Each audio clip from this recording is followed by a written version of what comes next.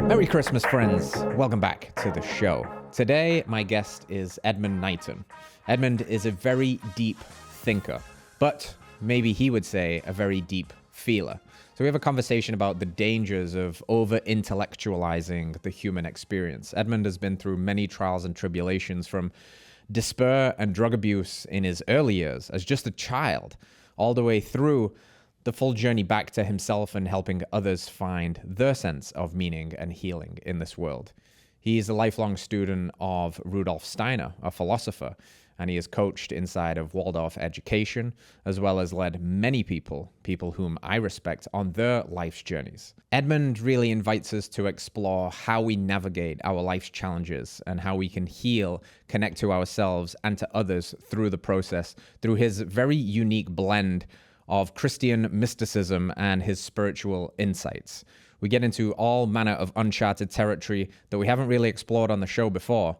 So, our Christmas gift to you is this delightful conversation with Mr. Edmund Knighton.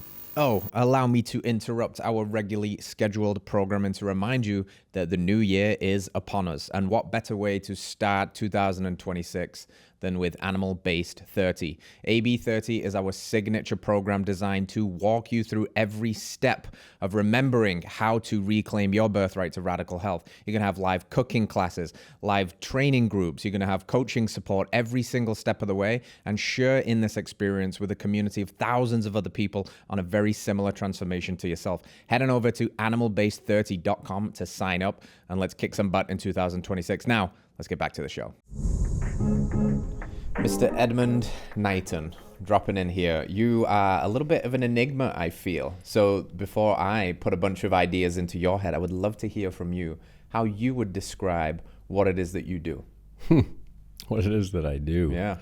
Yeah. That's interesting. I mean, the first thing I go to is probably not doing, but working on being. Being, yeah. Yeah. So, I think, right before this podcast, I was talking to a couple of your beautiful colleagues there, just shining lights of people. And I think it was, your man in the West Wing, one of your D cubed guys. Yeah. Was it your CEO or your CFO? Mr. Dean. Yeah. I think I spend a lot of my time erasing what I think I know. Mm-hmm. It's a kind of it's a process of just moving into that state of unknowing and relaxing into the uncertainty of that. Sometimes even the terror of that. Even, on any podcast I go in just completely open and interested in what you're interested in who you are, and hopefully the highest and the best for whatever your listeners have in their hearts, what they're seeking. And I would say that's pretty much how I spend my life. Yeah. We've got a mutual friend in Paul Chek, and somebody that was profoundly influential on my development in so many areas: the physical, the mental, the spiritual, and everything in between, really. And he's got so many good little aphorisms and one-liners, and he talks about singing the do-be-do song instead of the do-do-do song. Yes. So we forget, right, that we're human beings, and we get wrapped up in the do. And he's trying to remind people to sing the do-be, because there's stuff we have to do. Yeah. Got to pay taxes, got to make this appointment. But if we only do, we forget who we be. Yeah. And I think what you just said is really beautiful. I try and remember that a lot, that I'm not just this thing that does. I am I don't even know what I am, but I'm being. I do things. And if I can hold on to the being, then I hopefully do them with a little more honesty, a little more truth, a little more terror sometimes also. Yeah. Because you're right. Like, I think a lot of really trying to understand who I am and what I do in this world has been a process of unlearning a lot of the stuff that I was maybe enculturated into or indoctrinated into, to kind of like shed the layers, shed the ick, to really come to the truth of like, who am I?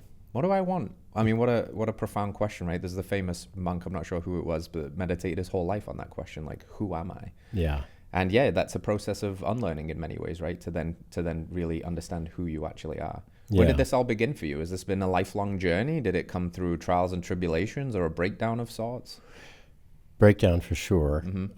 Trials, tribulations, yeah. Kind of need them, right? Yeah, it seems. Yeah. A lot of sadness, a lot of pain, a lot of confusion. Yeah, definitely.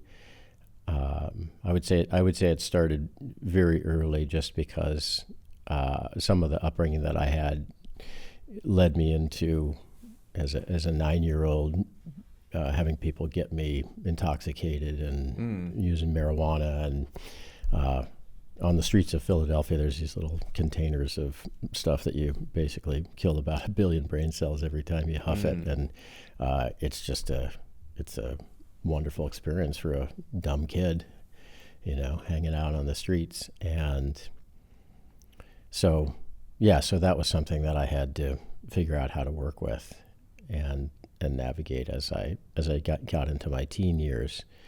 And the way that I think I was able to move through that was, first of all, to hit rock bottom, and second of all, to just hang out there for a while and really feel what it feels like to have that quality of ground underneath you. Finally, you're at the bottom. So there was this tendency to want to try to scrabble up out. And then there was this other part of me that just said, you may never be in this place again. And a lot of people are in this place. A lot of people spend their lives here. Yeah, I'm curious about that. What do you think is maybe the difference between the people that hit rock bottom and are able to somehow alchemize that and climb out versus the ones that just end up staying there? They spend their entire existence there. Here's what's interesting. I don't think I ever climbed out. I think I recognized that this is part of who I am. This is a place that I could easily be in again. And I was discovering that it was much more my state of mind rather than some feeling that I was in some kind of a place that I needed to get out of. And it was an understanding that there actually isn't anything wrong. That this is part of the wide range of human freedom, that we get to be in the deepest depths possible. And if we're able to be in that place, then it also must be true that we're able to be in the highest heights. Yes. And that the whole time there's this part that can watch both of those without being attached to either one or repelled by either one. And the understanding then that the people that do inhabit both of those places, those deep, deep places of darkness, and then those places that are extreme highs that go beyond euphoria, beyond bliss, beyond enthusiasm, into a kind of a mania, that those people can be met with the harmonics of who you are, because they get that you're getting that you've been there too. So I've been on the other side, on the manic side, which is unsafe in a very different way. It's really interesting because a lot of us seek enlightenment, right? But it's pretty easy to get caught up in enlightenment. Yeah, right. Yeah, very much so. Yeah. What's who was it? Terence McKenna, I think, or Alan Watts. There's no bigger ego trip than getting rid of your ego, which is always funny to me. You mentioned something there again that's kind of like a Paul Chekism, which for me, he always said, and it resonated a lot, which you can only take a client on a journey as far as you've been. Yeah. And I don't know whether you use the terminology of clients, but you can only guide others to the depths with which you know yourself and the territories that you've kind of explored. Yeah, that comes from Jung. Okay, beautiful, yeah.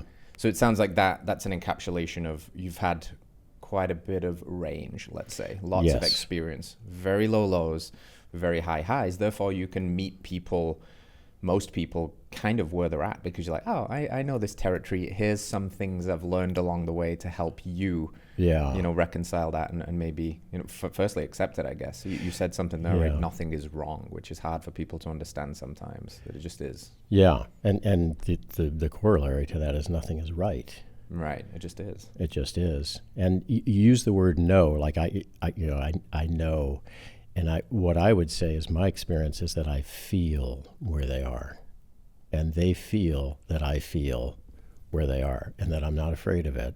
Yeah. And that not only am I not afraid of it, but I'm welcoming it, that it's welcome. It's welcome here. How important is it for people to feel that? Because I think sometimes when they are in a very dark place, they feel like they can't accept it. They feel like it's wrong. There's a lot of shame, right? Yeah. To be met by somebody that accepts it all. That's a fundamental part of a person's healing, I think, right? Just to experience that unconditional So it's love. not only then welcoming the depth of the darkness that they're in, it's also them feeling me welcome their shame and welcome their non-share, welcome the thing that they've never shared and they've been holding and it's been eating them alive. Yeah. Because they have a particular story that they're running around in. And then when they share it and they just see the look in my eyes and they just go, wow, I thought that was going to be a lot harder. Wow, you held all that. Yeah. Yeah. And now that I've released it, now I have a new understanding around it. Yeah. My wife was reflecting to me recently. I've always known that I have an uncanny ability to find myself in very deep conversations with strangers, for want of a better word. Yeah. But she was reflecting recently. She's like, people are very comfortable with you, opening up very quickly. People that you don't really know. And I think to a degree that's a testament to the depths that I've gone to try and meet myself. Like maybe this idea that the world is a mirror, that you are like me living a different life, that we're all energy at the end of the day or something like that. So people feel that, right? And they feel a level of comfort, they feel a level of safety, and that healing occurs in the presence of a compassionate witness, like in the safe space of another person. And healing spaces, that's why they're so valuable, right? So I thought that was interesting. I've been thinking about, when she said that, I was like, it's true. And I've been thinking about why. And I think, now you're reflecting that, it's probably just, I'm able to feel it without judgment, not to say like, oh wow, you're a real fuck up, aren't you? Oh, you're a real bad boy or a bad girl. It's just like, I know it can get gnarly out there. It's okay. Yeah. What are we gonna focus on now? Yeah. And not only that, but that the possibility that individual has set that up for herself or himself. That's a tricky one. That we're not victims, that we're the architects of our own destiny, but we deliberately place it in an unconscious box. Yeah. Like life is almost like a karmic school that we come to receive our lesson, do the homework. Oh yeah. And if we don't, we keep getting slapped across the back of the head with the same challenges, the same themes, maybe in different packages, but fundamentally the same issues, right? And this idea that perhaps we created that ourselves in the purpose of our evolution. Exactly. But we have to go through it. Yeah. Otherwise we get stuck there and, we victimize ourselves and poor me and this sucks and why am I, in this place when maybe it's exactly the right place you're supposed to be because you're in it. Right. And even the language that we use sometimes, like you said, we have to go through it. You feel that feeling of the human doing coming in at that moment when the catalyst is there for you. And the opportunity is not to try to go through it, but simply to notice it. Yeah. And the amazing thing is that this individual named Gregory Bateson is really a genius in terms of working with people and communication. And his suggestion is that organismic beings are self-organizing. And as you just said, all they need is a conducive space to do that. And so, for example, me dropping in with you when I first, got out of the car and looked into your eyes, I just said, yep, I understand a sense of what this is all going to be about, this conversation. It doesn't mean that the content was revealed to me. That's right, yeah. But I don't need it. Yeah. Just the connection.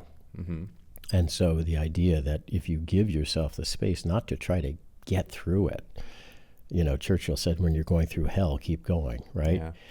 There's also the possibility when you're going through hell to take a look around and notice every detail, because when you do have that understanding, it organizes itself and you recognize that this is just as much heaven as it is hell, because you can't have one part of duality without the other. Yeah, you can't just have the shiny rainbows and unicorn farts, right? You get the depth of all of it. Yeah. I mean, where are you trying to get to when you go through hell? What, to heaven? All we're doing then is swinging back and forth on both sides of the pendulum. And the witness part of us that's in the center is just quietly awaiting us being willing to be present. How much of that do you think people are missing because they are not witnessing? They're not even aware that there's a witness. They're so identified with either the mind and the thoughts and the stories, or the impulsion to run into the human doing. Okay, problem, what do I need to do to fix it? Instead of just sitting. And then you add in all of this, the modern world, the incessant tech use, the fidgetiness, the need, the productivity purgatory, that I can't just sit and be with stillness. I have to be doing something. You think it's complicating things for modern humans? Do I think what's complicating? The noise, the nausea of incessant inputs, the sheer just information economy and distraction economy. Yeah, I think it's an invitation to guide our thinking at every moment, and to choose our next thought ourselves, and not to be influenced by anything outside of ourselves. To have that thought be chosen. Yeah. Where do people find that? Where do they find the ability to do that? Well, there's a very simple thinking practice that Rudolf Steiner offers that is that's really just that. It's tearing yourself out of everyday reality, just bracketing everything. There's a word in phenomenological philosophers, Heidegger and Sartre and Maurice Merleau-Ponty is one of my favorites, because I think you would like him, because he's a really embodied philosopher, and he talks about sexuality and spatiality and embodied presence. And the idea there is to fully embody, and not just have thinking be somehow in your brain or in your head, but to recognize that thinking actually lives around the body. It doesn't live inside the body, and it's their thought forms, and those forms in Steiner's spiritual perception are actually beings. Yeah. And you can make a relationship with those beings. And so again, it's like sitting at the bottom of the barrel there, right? Or the bottom in the bowels of the earth, which is the experience that I had when I was 18.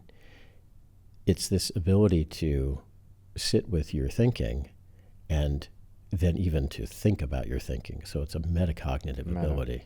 So you notice that I can think about my thoughts, and then I recognize they're not my thoughts.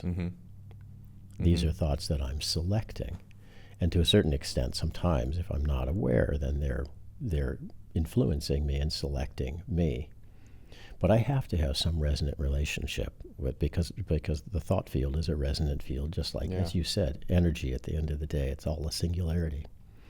And so then I start to notice that I can make a relationship with a being of anxiety, for example, the one that I've been avoiding and running away from.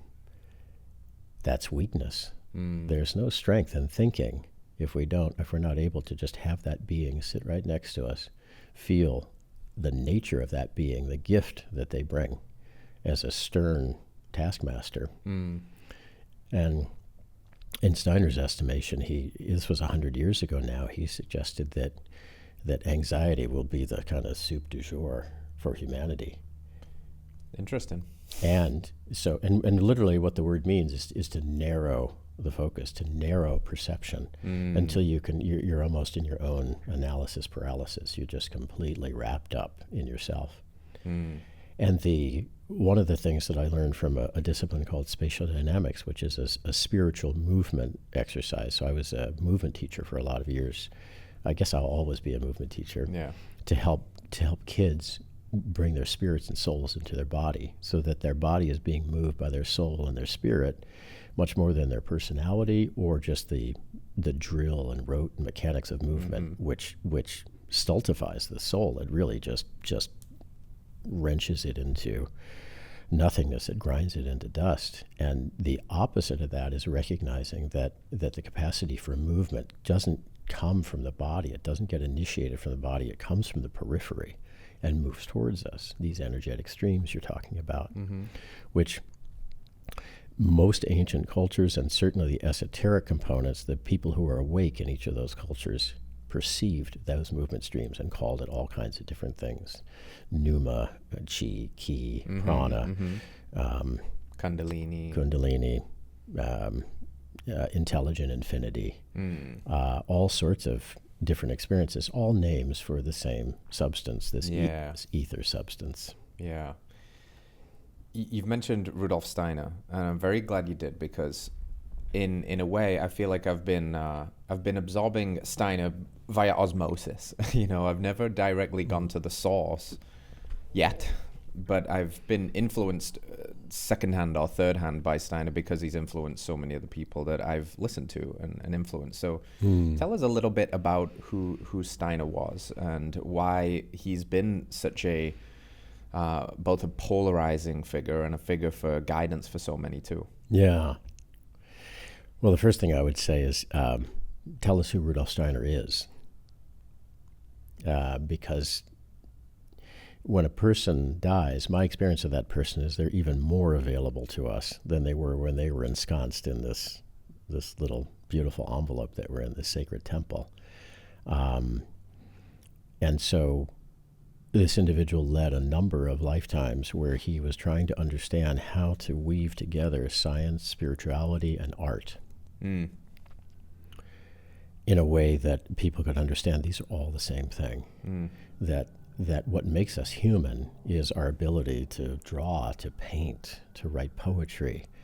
That's really what distinguishes us from the animal kingdom, right? Is that capacity for creativity, because an animal works out of instinct, which is perfect, but it's like a wrought work. All the works of nature are a wrought work. There's not a group of beaver who are getting together and say, how can we do this differently? Yeah. Right? Or do we really want to keep building, or I don't know, why don't we go write some poetry? You could just see that's kind of a silly thought even, but the individuals wouldn't have original thoughts. And what Steiner brought most directly to us is and he said this, that the only thing that will really be left of him, of all of his work, when Waldorf education and biodynamics and curative education and the host of other things that this man brought to social spheres, he brought a threefold picture of trying to unite economics and policy and politics and humanitarian causes, or the cultural sphere, after World War I. But they were too busy carving up territories to listen to him. That's how Waldorf education was started. He brought that threefold process to children because he recognized they're closer to the spiritual world. They're more open to recognizing what is. But to finish that sentence, the only thing that will be left will be thinking, will be the process of thought that I brought. And this was his dissertation, is the philosophy of thinking. And he moved the German idealists further than they were both willing and able to go themselves. So Schelling and Fichte and most essentially Goethe, which Waldorf education is built upon, is Goethe's work, because Steiner was called to take on the karma of one of his professors and actually finish the editing of Goethe's works, all of his works. And he through Goethe, he understood the power of this energy body, this etheric body that I was mentioning, and the fact that it's connected both to movement, but also movement is everything. And so there's a movement of feeling that you can track. There's a movement of thought. I can actually track the movement of thought that's coming toward me, whether I'm drawing it in or whether it's coming toward me from you, from another person. And if there are thoughts that are not consonant with where I'd like to go, it's an Aikido move. I simply get off the line and let the thought go by, because it's a movement in space and time when I'm embodied. And so that's a pretty significant statement, given that he wrote and spoke, millions. Yeah. 6,000 volumes are printed of this guy. He probably wrote and spoke the equivalent of a 50-page book each day. Yeah. For every day of his life. Yeah, wild. When you think about that, And you'd say, well, that's creativity. Well, there's a big part of that that's simply being an open, conscious channel, Right. which is what he was. His point in being here was a little bit like the point of the initiate Jesus or this Christ principle when those two beings combined, which is how do we help people understand that all this is possible right now for you? Yeah. Not necessarily at the level that they had attained, because they attained it over a period of time, but the fact that they were human beings and had this capacity. They weren't aliens. The whole point is they inhabited a human body, broke the veil, remembered who they were, remembered what they said they wanted to do, and did it, assiduously. And that's the picture that he's bringing, is freedom is possible through thinking. That thinking leads to freedom, and once you free your thinking, then spiritual activity is the natural result of that. Intuition occurs as a process that you can move in a disciplined, stepwise fashion toward with no danger whatsoever, and with clear perception of sussing out what is resonant, and then individuals who are there to make sure that you're on your path, meaning they tempt you. They tempt you for ego aggrandizement, or for social gains, or for comfort, or for power, or whatever it is. And they're just there as supporters to you. Lucifer and Ahriman and Sorat and the Azuras, each one of them inhabits one of the bodies that we're working with, the 4 bodies that we're in right now, to test and make sure, like, you got this? Do you really have this? And they do it in incredibly subtle, clever, beautiful ways. And the idea is to notice that the way that they're doing it is a model for the way that we can be as assiduous in our own practices. They're serving us, actually. Yeah. They're often called self-serving, but the irony is all serve Creator. If we're a singularity, what else can be served? Right. The infinite is singular. Once we've separated our thought, then we're liable to believe that something can be bad or wrong or less than. Does that give you a picture of Steiner? Yeah, absolutely. Okay. Yeah. It's connecting a few dots for me. Like the last point there is, I think it was Shakespeare's, like, nothing is good or bad, only thinking makes it so. And that, like, when you say things like, because I don't have a full grasp over the idea of, like, Ahriman and Lucifer, for example. What I have is the cultural hangover and the baggage that when you hear things like that, you think bad. And what you're inviting me here is that nothing is good or bad. It is all serving the Creator, is all actually serving you. When you are tempted by these forces that we seem to want to deem nefarious, like, oh, bad things, that just from a slightly different perspective, it's like good training almost. It's, can you pass the test? Can you evolve through that? And it's necessary, because that is the encapsulate. It's like the heads and the tails of the coin, right? Like, you can't have the bliss without the being down in the dumps. You can't have love without hate. You can't have fat without thin, or big without small. So it's all necessary, and that it's all perfect. Yeah. As much as you look around, you see the world in the suffering and the chaos, and you're like, how do you wrap your head around that? That doesn't feel perfect. It feels wrong. It feels bad. Oh, it's and so it's just beautiful. a reflection of our collective consciousness that we can't, like, we're creating this for ourselves. We're creating the pain and the suffering in the hopes that we can evolve. Well, the pain and the suffering is so beautiful. It's probably the thing in a certain way to seek the most. And the reason for that is we only want to seek it and move toward it once we have the capacity to transform it into love. And so you said, I don't know, much about Lucifer and Ahriman, but actually I would gently, lovingly challenge you that you know quite a bit about it, because I just described it at the first part of this podcast. When I sat at the bottom of that well, that's an Ahrimanic feeling. It's cold, it's dark, it's cramped. I'm just with myself and my own thinking, and I felt separated from Creator. This is the Ahrimanic experience.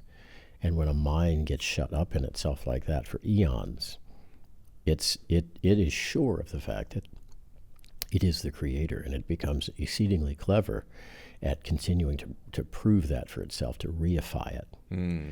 That's an Ahrimanic tendency, and that's the sort of rampant intellectualism that we have in the world today since the 15th century. Intellectualism is not smart. It's one of the stupidest things there is. And yet it calls itself smart in order to justify its existence. What really is smart is recognizing that you can inhabit that place, you can inhabit that world, but not be of that world. And you can recognize that. So the other side is the Luciferic side. That's the side of mania. That's the side of bliss. That's the enlightenment persistence. This idea that I want to be an angel now. I want to be a God now. I don't need to wait. I've got everything I need inside me. I'm the creator. It's this overblown sense of, instead of noticing, I'm the creator, but I'm a drop in an ocean. It's, I'm the fucking ocean, bro. Yeah. So that feeling, and when I expressed that to you, it was clear to me that you do have that through osmosis, and you don't necessarily need any kind of direct representation of Steiner's work to recognize that you already understand that stream. People wouldn't come to you and unload their souls if you didn't. Right. What Steiner was as a being above anything else was the level of humility and femininity. What I mean by femininity is this spiritual draw that he had. And when individuals sat down with him, I've got about 15 different biographies of him written by others, and their experience, all of them, is when they had a question for him, he dropped whatever he was doing. He sat down with you. He looked you in the eyes. He felt all of who you are. He saw all of who you are and were, and often could become, with no judgment, only love. And you felt as if you were the only person in the world, and that you were being listened to in a way you've never, ever been heard before. And that's a quality you already have. I already sense that in you. Yeah. The quality of this conversation we're having right now. Because he could clean himself. He was a clean channel. I had a teacher tell me once, it was a question about like holding space with other people. Like, what does that really mean? And he used this beautiful analogy of being like a hollow bone. And he said, the bone side of it is it's got structure enough to hold physically, to hold it, to allow people to lean on it. Yes. But it's hollow enough so that the stuff that they are bringing with you is not getting caught up with your stuff. Yes. If you were a full bone, like their stuff combines with your stuff and it's all like, wow, it's really elevating right now. Yeah. So, it sounds like Steiner was the epitome of the hollow bone. People felt safe and he was sturdy enough, but he was soft enough to like really just be clean, and anybody could bring anything. And in a way, I'm sure it was less about what he said to them and more about how they felt in his presence. He could probably convey a lifetime of wisdom in his silence and presence more than his words. That's it. Yeah. That's it. And the individual who sits in front of a presence like that, consciously or unconsciously, comes to recognize that the personality is only able to absorb about 10% of what's being offered. But the soul is absorbing the other 90% and will slowly dole it out as the personality is ready. And meditation is the key to that readiness. And I love the bone image. I don't know where that came from, but the idea for this Christ presence is that his goal, the goal of this principle, his is kind of tough because there's no his. It's a very whole being in terms of male, female, masculine, feminine. It goes far beyond what we could conceive of, but we had to call it something. Once it gets to this planet, we love to name things. So yes, we do. We think we're in control and we think we know what it is once we name it, which is very funny. Say like the Christ consciousness. Oh yeah, we all nod. Like, right. Are we kidding ourselves? Oh, yeah, we're kidding. That. Yeah. It's like, oh yeah, really the Christ consciousness. Yeah. Oh yeah. So part of his mission was to revive the planet and revive the human race. and that one of the sort of moral necessities that deed requires is penetrating even the secrets of the skeleton consciously. Mm-hmm. The bone is this beautiful picture that you gave. The hollowness, the lacuna in there, the possibility for the bone to actually create living substance, which is the blood, is a pretty beautiful fact of the body. Mm-hmm. And so for Steiner, his picture of looking into that Christ principle is that I am presence is almost solely able to constitute itself in the organ of the blood, the perceptive organ of the blood, and that the blood is the most perceptive organ of the body. That right now, as we're speaking, its fluidity, its capacity for metamorphosis, its ability to perceive the quality of each organ, for example, right now. You just gave me these wonderful, organ meats, for example. Mm-hmm. And the ability to become conscious of the metabolic processes that happen there when those substances from the outside world, from the cow, which we could have a whole different podcast on. Steiner goes into quite a bit of depth about the cow and the milk that we're drinking right now being cosmic blood, which I'll just leave that as a seed thought for you. That's why I said, is it raw? Yeah, of course, yeah. Because it wouldn't be milk once it's right. Once it's killed. That Christ did that, penetrated the mineral substance with consciousness, which led him to be able to open the veil of what the earth herself needed, because we're composed of the elements of the earth. Right. This body is, and then when that moment of the time on this cross, which a cross always represents the four elements, the world, the four temperaments, anything that's earthly. This moment when the blood pierced the earth, when it touched soil, was this capacity for the earth to move from a planetary status to a star status, because Christ was this presence that inhabited the spiritual sun and was willing to sacrifice, a pretty cushy life, existence of being a universal cosmic presence, to inhabiting a sort of darkened planet that consciousness, the challenge, the global warming happening from really the thoughts that I have and the thoughts you have conflicting with each other and generating through that ether, a kind of ether fire. And so that's the warming that's happening, is the lack of harmony between human beings. It's consciousness that we're looking at. Downstream, it always looks something different, and by the time it materializes, it can be tough to look upstream to see where did this actually come from. And even the thought that we're having is the origin of where that came from, which is the kind of fun playfulness that thinking can go into. Yeah, what a trip. Yeah, so many... I was recently thinking about, I made a reel about it on my Instagram last week about, matter is consciousness made manifest. And the angle was that, what if the physical symptoms that you're experiencing in your body aren't from, that they're emotionally, spiritually rooted, they're manifestations of consciousness. You think it's more mechanical, like if I've hurt my hip, it's a hip issue.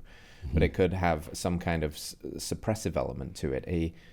A dis-ease internally manifests externally as disease, and if you don't metabolize your emotions, they metastasize into your life, and all of it comes back to that energy again, that consciousness, right? There's a frequency, whatever word fits best for all of this, but we need to recognize it and kind of clean it and try to be as pure as possible with all of the stuff of the world. Like, I'd be so interested if Steiner was around today, and I guess you would probably say he is around today, but if he was like here right now, he's available, yeah. What he'd say about the state of the world today, the state of our food, the state of the way we farm, the state of hyper technocratic futures, and what would Steiner say about AI? Like, I would love to just poke him, and have a hotline. Yeah. I don't want to. I can't speak for that entelechy, that individuality. But what I can say is that because he understood that all we have is the eternally present moment, that means all of the past and the future, so-called, in this elusive stream of time, are present right now. So even to say, like, you would say he might be present right now. We were present 100 years ago. Where do you think you were? What was the you? Where was your consciousness? Do you think it was just like asleep? Yeah, right. Did it not exist and all of a sudden it got called into being? It's like, hey, get in the game, champ. Yeah. Tapped on the butt, Right. you're up. Yeah. And so it just, a little light lights up out of the universe. Again, if we're all a singularity, we were all there at the beginning. We'll all be here at the end. How could it be otherwise? All is of all, nothing is, right? So it's either all or nothing. Yeah, it's You all or choose. nothing. So if you're a nihilist, right, you're an existentialist, then your picture in an abstract is that space is dark matter or space is emptiness. And the alternate picture is that nothingness is actually a plenum. It's completely inhabited by wisdom-filled, love-filled being intelligences that are of a manner that is incomprehensible to us in this current dense relationship with matter. And so his picture would be, how is redemption possible? How can forgiveness, acceptance, and then forgiveness lead to understanding and insight? That's why it's impossible to judge anyone when you've reached that level, because even if that individual takes a gun and kills a dear friend of yours, you can read, you can see what has led that individual to that. You can understand that, and that understanding makes it impossible to feel anything but love and compassion for that individual. That's a very hard place, though, for people, right? I didn't say it was easy, but the funny thing is, for individuals who have reported situations of experiencing that, they've said it was quite an easy decision.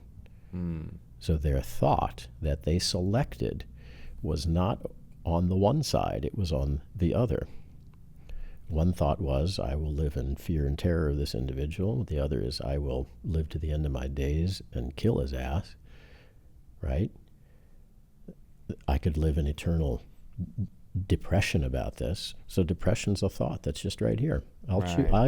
Who's saying I'm going to do that? I am. The killer isn't. My best friend isn't. You're not. I'm sovereign. I choose that. I get to choose the next thought. And this is Steiner's picture, that redemption is possible of this Ahrimanic being who lives in this state of ultimate cleverness, who's more clever than we'll ever be intellectually. And this is the thing that intellectualist scholars, would probably be helped to understand, is there's no battle. This is Jacob fighting the angel. You will never win an intellectual battle with Ahriman. You won't even get close. This is a being who has the intellect of the cosmos at its disposal. For Lucifer, you will never win a battle of being more egotistical, more narcissistic, more psychopathic than that presence. That presence knows what it is. It's running its story, and it's at a very high level. And so recognizing, okay, these are beings who are wonderful teachers for me, to notice, what does it feel like when I live in that ego realm? What does it feel like when I live in that super highly intellectual, just incisive, sliced and diced people? And you see there are individuals on the planet who have no regard for human life whatsoever. Right. No regard for children being raped and sold into slavery. No regard for bloodletting sacrifices. All kinds of things can take place once you move into that place. And your consciousness selects the thoughts that says, this is good for me. And it should be good for other people. So I'm going to make sure that I spread the word. I spread the gospel. Those are just choices and stories. And those beings run them at very subtle, high levels. Yeah. And our opportunity when we see and feel that is to say, I can run love for others and wisdom for others and service to others at the same high level. Thank you for showing me how to be so disciplined in a path, because there are a lot of folks who haven't made the choice to really serve other people. Do you lose it? Do I lose it? Get angry? Yeah. Absolutely. Do you drop out? Do you Oh, have sure. to? Yeah. I get sad. I get angry. I get, terrified. I feel it's like being at the bottom of that barrel again. It's like being down in that ice cold cave alone at 18. It's an experience that I recognize. I go to that place, or I go to that place of anger. I go to that place of judgment. Yeah, absolutely. I'm a human being. Yeah. Yeah. And I think to not go to that place would start to leave me in a place feeling like Sir Galahad, where I'm just sort of galloping through life, the peerless knight, and then nobody can relate to you. Yeah, right. And then what's your point for being here if you can't feel these, right? If I'm sitting if I'm doing a consult with somebody, and they're experiencing rage at their wife, and they're just hating her, and I have no relationship to that, how on earth am I going to be helpful to that individual? Because you can't connect. Because I can't connect. Yeah. I have to be able to call up that feeling and really, do I feel that murderous rage in me? Yeah, I can call that up. Now I can be with that person. If I can't, then I'd have to be honest with myself and refer them to someone who could. So it's not that we're trying to overcome these things or move away from them.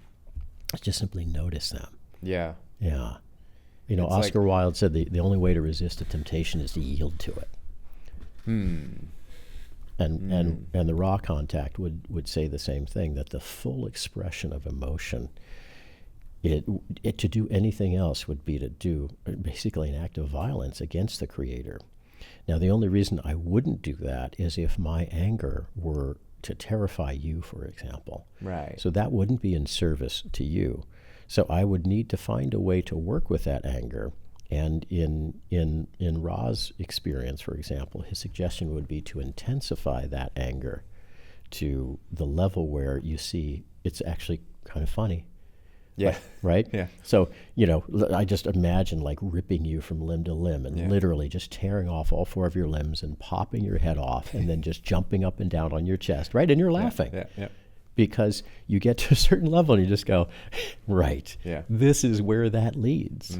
And I am a murderer inside. I have the capacity for this because I have freedom. I have to, just as I can be angelic and incredibly sweet. And so to notice that and to be able to be willing to express it. I have a wife of 35 years. She'll tell you the straight dope on me. Right? Yeah. Just call her up. Does he get judgmental? Does he freeze? Does he, does he get sad? Does he, is he an idiot on like certain things? Absolutely. Of course. Right? Yeah. Can he be a dick? Yes. Yeah. Right? Yeah. It's not like I live with an angel. I think she'd be like, yeah, and I can't stand living with an angel. Yeah, right. I didn't choose an angelic life. I don't want to live with an angel. I want a man. I want a partner. I want a father. Yeah. That's funny. We did a thing. My wife and I were on a road trip and was doing a little Q&A, and I said, "Ask my wife the questions. That'll be more fun." Yes. And somebody jokingly said, "What's it really like to live with the Bodhisattva?" And she's like, "Oh, yeah. Here we go."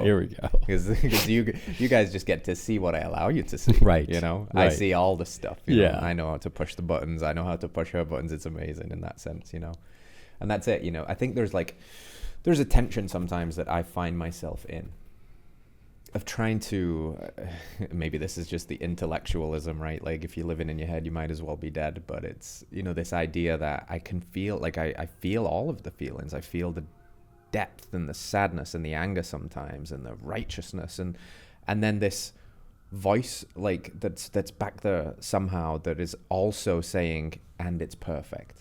Yeah. And then this wanting to fight that. No, it's not perfect. This is wrong. This is bad. And then it's like, nothing is good. It's just like that constant within me, that tug of war almost, that I feel what feel like conflicting truths that I'm experiencing this right now. Yeah. And that it is just, again, what it is. And it's just hard for me sometimes to, make peace with all of that. And I wonder, am I...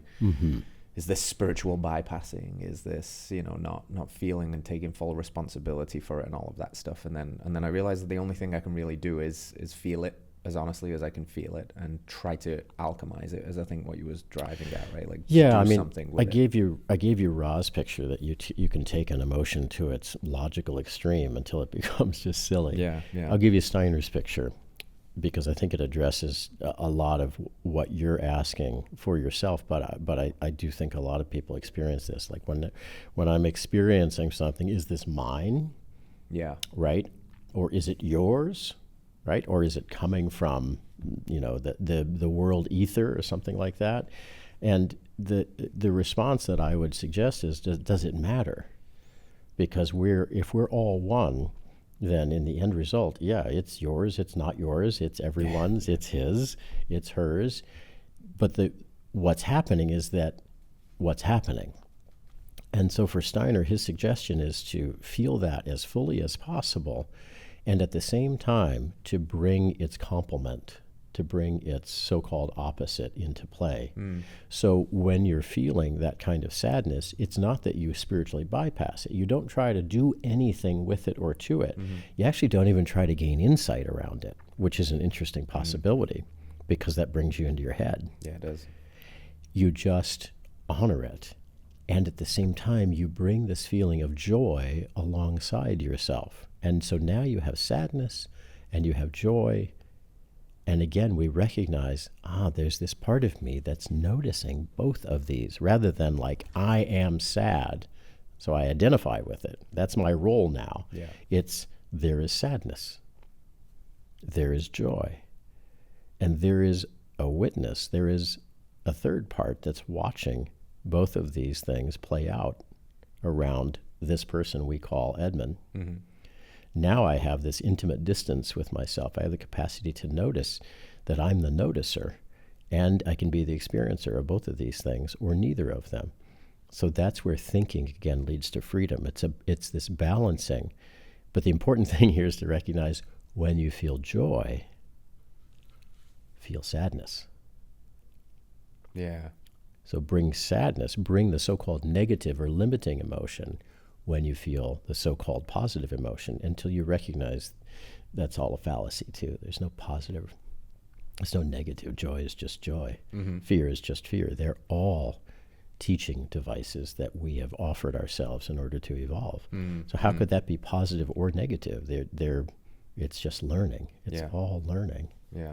And now we're free from the catalyst and we can integrate that experience. And Steiner was the great synthesizer of esoteric streams, bringing them into one and just putting them on a platter for humanity and saying, go for it, guys. You've got this on your own now. You don't need a Hierophant.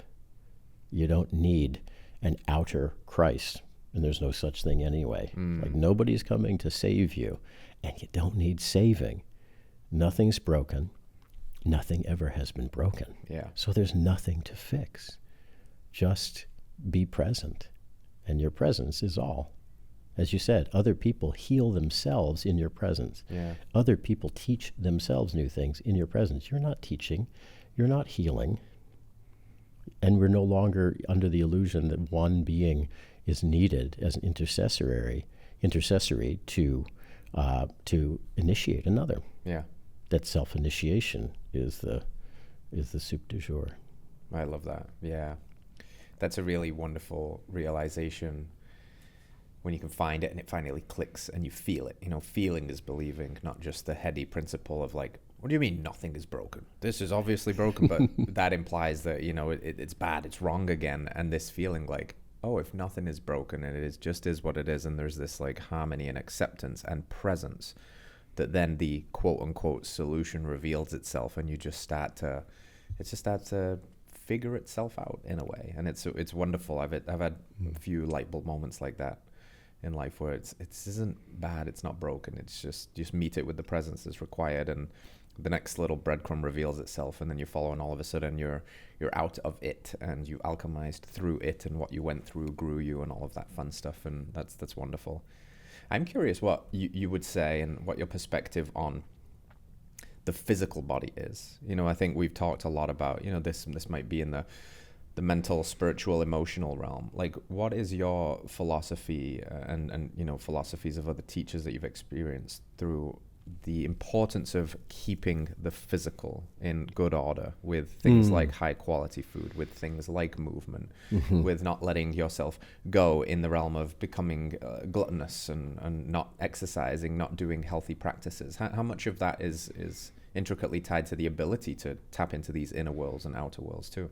Yeah, that's a good question. A couple of things come to me just as the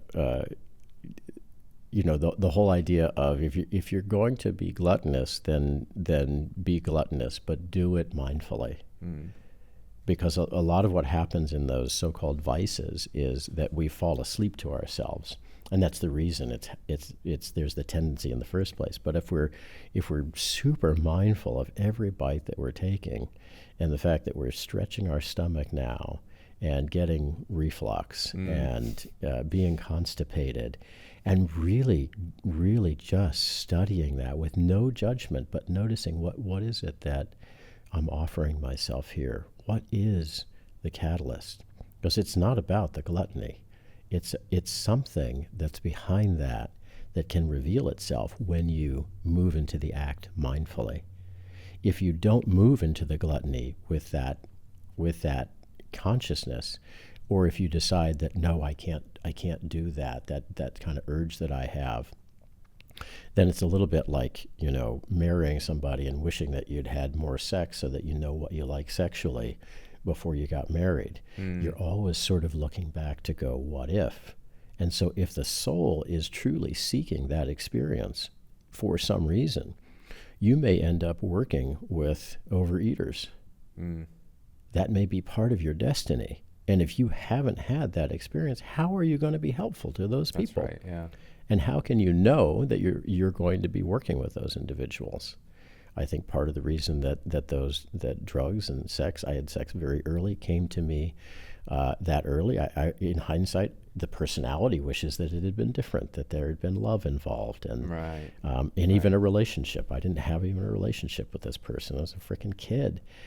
And when people talk about their sexual experiences and either violations or things, I have a relationship to what that feels like when it doesn't feel like something that I would have wanted as the personality. Yeah. So I can relate to their personality rather than have regrets, which is pretty egotistical. The only reason it's helpful is how do I transform that into service to others?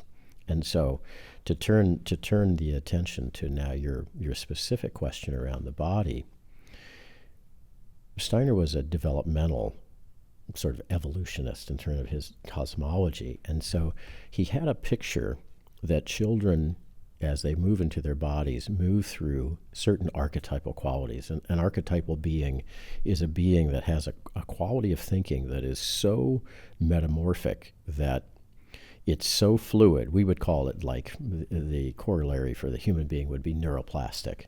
But we're talking like neuroplastic on steroids. Just the capacity of openness, the capacity to intuit what the next moment is calling, not just for an individual, but in this angelic realm, what the world soul is calling for. And then to be able to immediately meet that need at an intuitional level. If you start to transpose that into how do you help a human being move through, into and through the physical body so that first of all they can get into the thing, because a lot of kids are trapped outside. Yeah. Second of all, that they don't get into it and get driven into it through very bad coaching, for example. Very bad sport that is just rote and drill and routine, where the soul is driven out of the activity and just the body mechanics are moving. And then those individuals end up needing to get into a hot tub when they're in their 30s every morning just to get into the world. They can't actually move. They're sclerotic, and their thinking also has become sclerotified. So just as you talked about, it starts with thoughts and, metastasizes into metabolics and so forth. It can go the other direction, into which is moving the body in soulless mechanical movements. A lot of the movement from yoga to Pilates, for example, and people suggesting that yoga is physical movement. That's one of 8 stages of yoga. Yoga is actually absorption into oneness. Yeah. And that body movement is a conscious preparation toward that. At the end of yoga, it's time to sit down. That's right, yeah. And meditate. Shavasana. Yeah, Mm-hmm. yeah. And that Shavasana is called corpse pose for a reason, because that's the death of all the outer world for that time. It's called pratyahara. It's a withdrawal. Then you focus. You absorb yourself in a concentrative object. And then when you have that sufficiently disciplined where your thought can stay on one thing for 5 minutes without erring or deviating, then you move in to the nothingness practice. Yeah.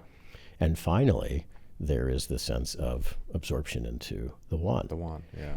So with that as a kind of a picture, my work as a gym teacher has been to help children come into their bodies and not get locked into them, so that they have a fluidity. And the archetypal quality is working with archetypal beings of love, for example. And we use the word love all the time, but do we actually think about the skillful application of love working with children with a soccer ball? Bring it right down into the body, right into the feet, right into having opponents, so-called opponents. There aren't any opponents, because I can't wrestle with you unless you say I'd love to. That's called cooperation, not competition. Yeah. So always the beginning of a competition is cooperation. Two teams agree to that's play funny, together. Yeah. Yeah. So we're always in cooperation. Every moment we're on that field, we're choosing to continue to cooperate with the other. If we don't want to, we would just leave the field or stand there. It's so funny you're saying this, because I was thinking this morning, I was like, I wonder if I should ask Edmund about the spiritual significance of competition, because I've always been a guy that's drawn to be competitive. You know, Yeah. I like to win. Yes. But actually, I think you're pointing at something that's deeper than that here, which is I enjoy cooperating, because that's what it's built on. Yeah. There is no competition without the cooperation, actually. That's a really interesting I'm going to suggest to reframe. you that you are looking, the true part of yourself is looking for mastery. And when you attain mastery on whatever your chosen discipline is, then everyone on the field actually looks like they're on your team. This is you notice that when the opponents come to you, you dribble the ball by them effortlessly. Yeah. And they're bemused. It's like, how is that even possible? I was right there in front of that guy, yeah. and now he's gone. He's behind me. Was he even here? And when you have that level of mastery, you are setting an archetypal model of what's possible for the human being to move nobly, with grace, with ease and effortlessly, becoming more himself with every step he takes toward the so-called goal, whatever the goal is, even in sports that have no goal. And what I suggest, that this is what you're actually wanting to represent in the world, to yourself, but more importantly, for everyone around you, for everyone who's watching that, to say this is what's possible within the limitations of this whatever, 50 by 80 box, yeah, with what the limitations of the physical body can actually do, how far it can kick, throw, run, block, whatever it is, that I want to be able to represent that. Yeah. Yeah. That's not competition, brother. No, it's not. I think that's pretty spot on. Yeah. Yeah, it's been the various things I've gotten myself into. When I think about them now, like there's so much joy for me in the process of feeling like a complete beginner, and then feeling the increasing time and discipline required to acquire these skills, to strive towards mastery, which is an interesting endeavor in and of itself, because the goalposts constantly move, because there's always a way you could do it a little bit more beautifully, a little bit smoother, a little bit more in flow, which is beautiful in and of itself, because that's a representation of the infinite game, right? There is no real mastery. It's just like just more of that beauty, though. But that's why it's beautiful. You know, it's interesting to me. I'm a big fan of combat sports, and I competed in combat sports. We were talking about Kyle off the show in the past. You know, we've done MMA. And to me, when I watch that, as much as like some people repulse and like, oh, violence, these two monsters punching each other in the head, I watch it and it's like very beautiful to me, when especially when somebody's in flow, and exactly what you said, they're evading by millimeters, and they're dancing out there. Yes. And they're in competition, but of course there is no competition unless they both agree to first collaborate to test who can be more in flow at that moment. Right. And to me, I watch it and I'm just like, it's so beautiful. Yeah, there's, some broken bones in the process and a bloody nose, but all is of or nothing is at the end of the day too, right? So that's part of it, it's funny. And the corollary there is, don't we do the same things by beating ourselves to a pulp? Oh, we beat ourselves way worse with our than thinking, opponents, right? And so what the opponent shows you is that it's possible to skillfully work with your own thinking process in the same way and not get beat up. Yeah. That's the battle. And this I mentioned sort of Jacob and the angel. Rainer Maria Rilke has a poem called The Man Watching. And it's about Jacob seeking to test his competition with the angel. And he keeps coming to him as like, come on. And the angel's simply like, no, brother, no. And finally he's like, fuck it. You don't want this smoke. Yeah.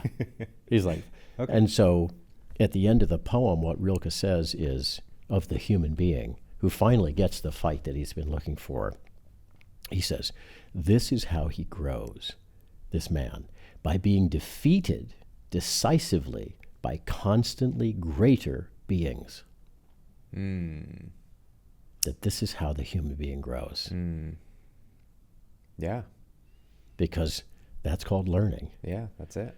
The only way I was defeated was I acted unskillfully in areas where the other had skills. But I watched, I felt, and I learned those skills because they were inflicted on me. Yeah. Yeah.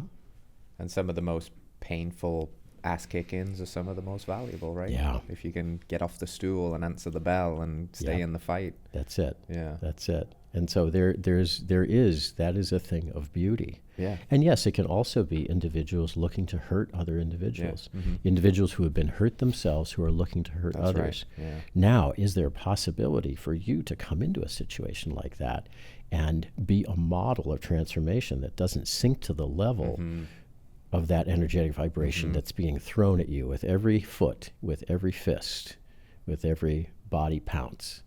Are you able to hold that feeling of love and acceptance and understanding that this individual is only acting in this way because he suffered the same things? Yeah, what a beautiful representation of that, yeah. So then is that a fight? Right. Or is that human transformation? Yeah. Is that the possibility for that person to walk away and some part of them go, what just happened to me? Why do I feel less anger at this individual? And they beat me. Right. I should hate them. In every other situation, I'd think about going out and keying the car. Yeah. Right? But something... They've healed me by beating my ass because they met me with that energy. Yeah, because they met me with not needing me to be any different in my anger, my hatred, or my wanting to actually break his bones, or even to kill him. Yeah. Yeah. But simply, I see you. Yeah. It reminds me, I've had a guy on the show called George St. Pierre, and he was renowned as being the MMA GOAT for a long time. He dominated the welterweight division. And the reason, not only for his fighting style was he incredible to watch, but more so because he was the true epitome of a martial artist. And he never met people. He never sunk to their level. People would try to play mind games with him. They would try to go personal. And he would always hold himself with such respect and such honor. And he fought that way too. Yeah. But there was one guy that somehow got in a chink in the armor. Yeah. And he talked in his post recount of his career. He talks about this guy, Nick Diaz, who got under his armor and he fought ugly. And he met him in that energy, that low vibration. And it was sloppy and it was messy and it affected him mentally and emotionally and spiritually outside of the cage in a way that nobody else could, because he had such this grounded, I see what you're doing here, and I'm just going to meet you in the energy of radical acceptance. And then we're going to get in a fist fight. And that's kind of our vehicle for this transformation. But it's really interesting to hear that, because that's why I was really drawn to him too, is not just because he could technically be so sound, but because he always represented himself as a very just honest and grounded individual. But there was always that one. There's always a worthy opponent that shows us where we're not yet free, right? Yeah. Let me take you a little bit further through the thinking of what would be called movement education rather than physical education. So I was a gym teacher, but the reality of working in the Waldorf sector as a gym teacher is that you're working with all of the different movement bodies, the movement bodies of thought bodies, of communication bodies, of feeling bodies, of emotional bodies, of power bodies, and then the actual physical structure in order to keep those kids safe as they're doing all sorts of things. And so one of the archetypal qualities is recognizing that I mentioned the movement of love and really asking ourselves, instead of like saying, oh, I know what Christ consciousness is, it's like, how am I embodying that? How do I actually move with Christ consciousness? I mean literally move the fingers of my hand right now. Do we ask ourselves that? That's the goal. If this being was able to permeate this body to such a level that it permeated the consciousness of the bones, that's the path for us. That's the possibility. And so how do we move in pummeling another person with Christ consciousness? You see? Yeah. What we just described is that. Yeah. And so the quality of how you help a child move through that is through, when they're a young child from 0 to 7, that you represent that kind of energy that this beautiful martial artist, MMA, welterweight champion demonstrated, that there's a movement stream that you offer through all of your primary energy centers, the 7 primary energy centers, and the child recognizes that as the core of human being, just naturally, organically, and follows in your wake, follows in your movement stream. And so whether you're raking leaves outside in the kindergarten, the way that you speak to your wife, the way that you go grocery shopping, they don't miss a thing. Yes. And they're absorbing all of that into this physical body, and what they're absorbing is your energy stream, your energy body, and they're emulating that. And after those first 7 years, they come into the grade school, and this quality of the skillful application of love is the first thing that happens in first grade. When they're in this fairy tale realm, they're still outside of time and space, ideally, unless they've been adultified too early, right? You know what that feels like. Yes. And then in the 3rd grade, there is this sort of fall that comes in. For Steiner, we learn about history not because history is interesting, but because we were there. And the goal of the teacher is to meditatively identify the children as the curriculum. What are their needs based on an Egyptian incarnation, an Atlantean incarnation, an incarnation in the 18th century, in Africa, in Asia, in America? What does this child need of history based on that? Now, I'm not saying that all teachers are able to do that. But what I'm saying is that is the ideal, is to recognize that I can't teach all of human history. That would be somewhat ridiculous. So I do have to discern and select, but the curriculum becomes meditating on those children every night and recognizing, what does Joey need? What does Susie need? And what is the signature of the class calling for? Because these beings all decided to incarnate at the same time for a reason. Yeah. There's a purpose in their being together and sharing energetically for all of these hours and years in Waldorf School. It's 8 years, sometimes 12 or 15 years together. And so the archetypal quality of the 3rd grade is a kind of a spiritual or a soul warmth. Because 3rd grade, if you've ever taught 3rd graders, I used to have groups of like 30 or 36 of them. Yeah. They are crying. They're beating the hell out of each other. They're calling each other fucker nuts. It's just like, it's wild. It's wild. And so you can see that you want to be able to soften those edges that they're bringing to each other through their tears and their anger and their hitting. And, they're just, it's pandemonium in a certain way. But bringing that soul warmth as the basis for everything that you vibrate through your larynx, through every thought that you're bringing, that is the archetype. And you're working with an archetypal being of soul warmth who stands behind you and who ensconces you and folds you and those children in that environment. In the 4th grade, that changes because they move from a kind of an Old Testament mentality to more of a Norse mentality, ancient Norse, like gods and goddesses mentality. So they move into this sort of squat stature, a lot more energy and force to bear. And so then the quality that they move into from that kind of soul warmth is a breath, more of a breathing quality, breathing in and breathing out. And again, it's a soul breath. It's not a physical breath. So there has to be a kind of a flow to your work with a fourth grader. Otherwise, they get more and more locked in. And if you work too much on the out breath, they can be a little bit spaced out. And then it's dangerous because you don't want to be rock climbing when kids are spaced out. No, right. You know. And then in the fifth grade, you can see how that warmth from the third grade moves into the fourth grade breath, and breath moves into blood.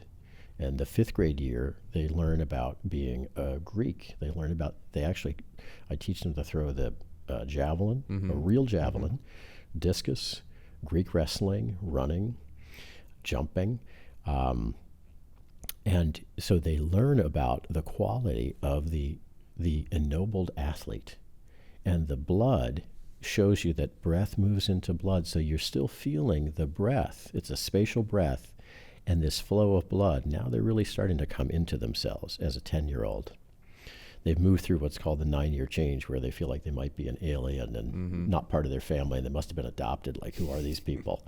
And they suffer often a connection discrepancy from the natural world. They feel like, I used to hear from that being right there. He used to talk to me, and now I can't hear his voice anymore. Something must be wrong. Yeah.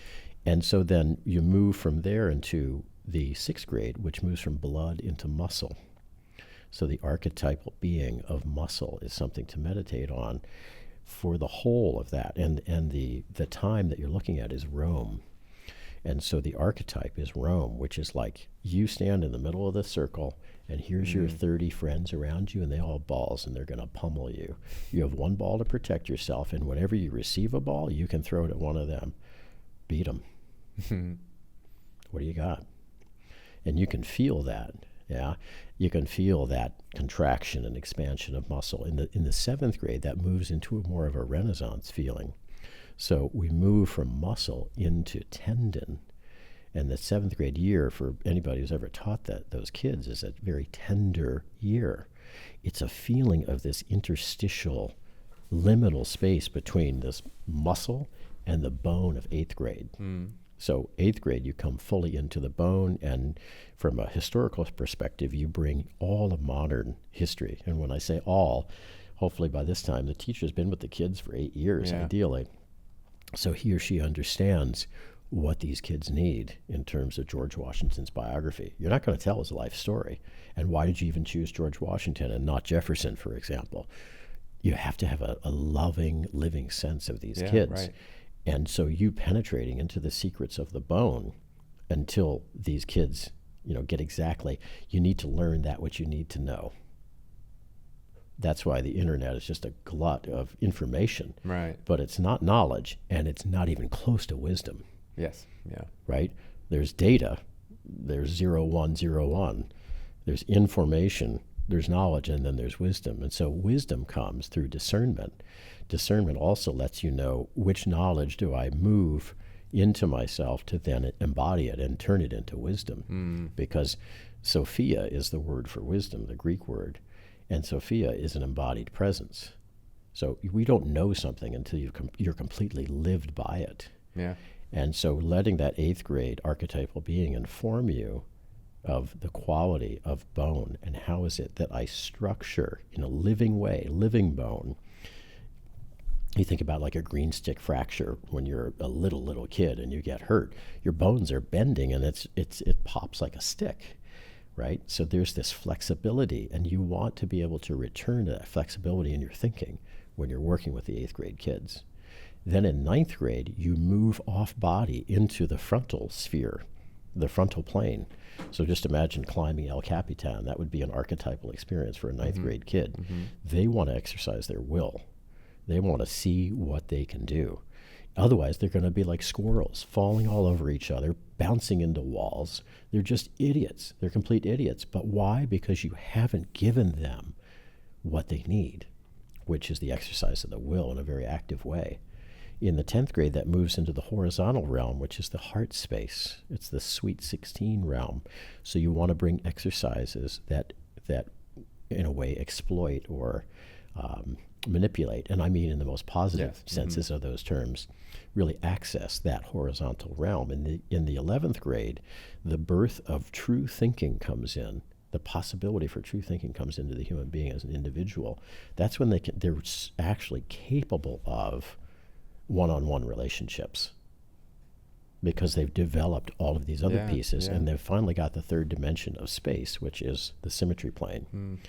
And then in the 12th grade, you combine all three of those realms of space with all of the archetypal qualities that you've given them through the grades. And the idea is for them to be able to choose any thought, choose any feeling, choose any action freely, without influence from any outside forces, at any time, and be completely themselves.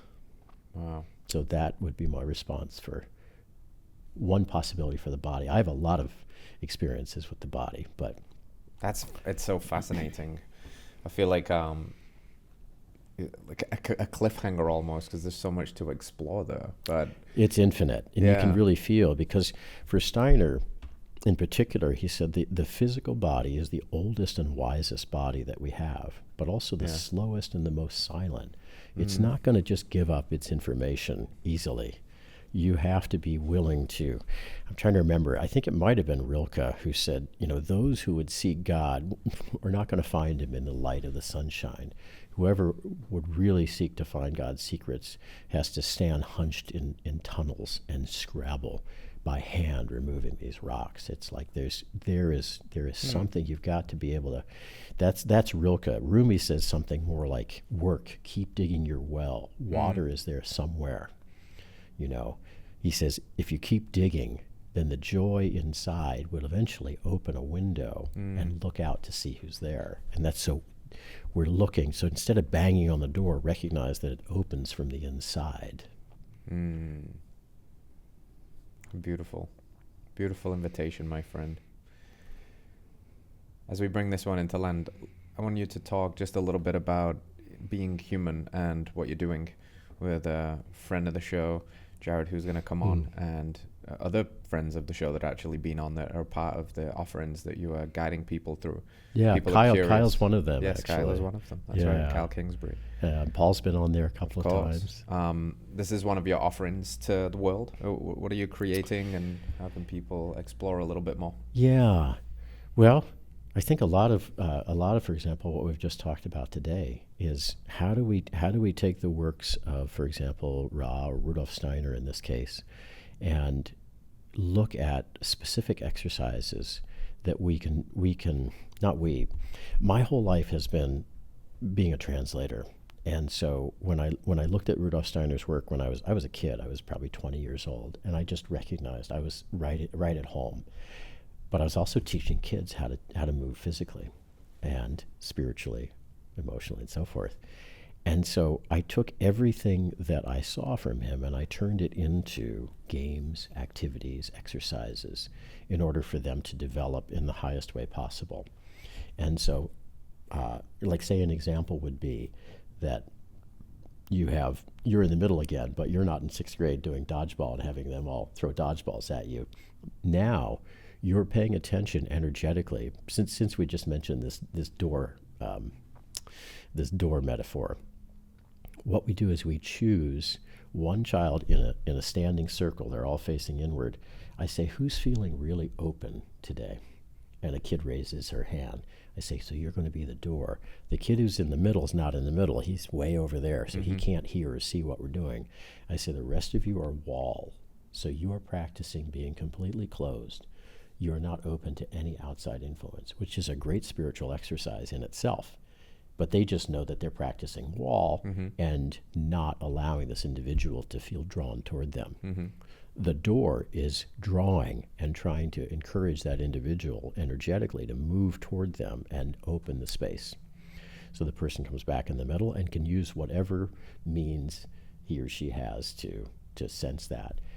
And he has 3 chances in this, group of kids to move toward the door. And if you're the door, then you'll just turn to the side and open. And if you're a wall, then you just simply stand and are present. Those are the kinds of exercises to develop intuition. Yeah. And it's like, for me, it's the equivalent of MMA fighting, right? So Steiner gave this picture of how we choose one thought, and then we focus on that thought to the exclusion of all other thoughts for a period of time. And you can start with 30 seconds, because for most people, that's already a lot, and work your way up to a few minutes.